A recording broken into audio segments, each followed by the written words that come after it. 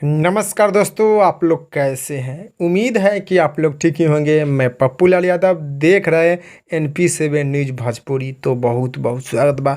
अगर आप लोग अभी तक NP7 न्यूज़ भोजपुरी को सब्सक्राइब नहीं किए हैं तो नीचे का लाल बटन दबाकर सब्सक्राइब कर दीजिए और साथ ही साथ वीडियो को लाइक कर दीजिए।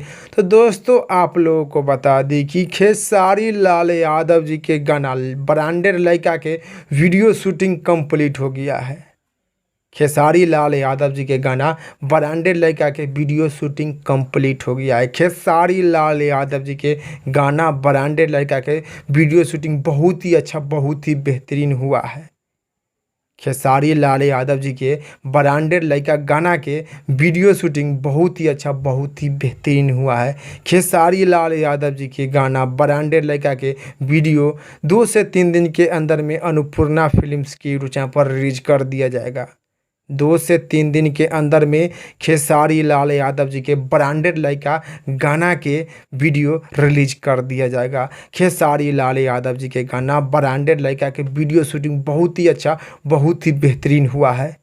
आप लोग खेसारी लाल यादव जी के ब्रांडेड लड़का गाना के वीडियो देखिएगा तो बहुत ही ज़्यादा खुश हो जाइएगा।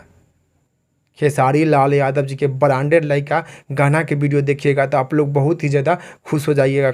खेसारी लाल यादव जी के कोको कोला बोलबम के वीडियो के 3 मिलियन व्यू कंप्लीट हो गया है।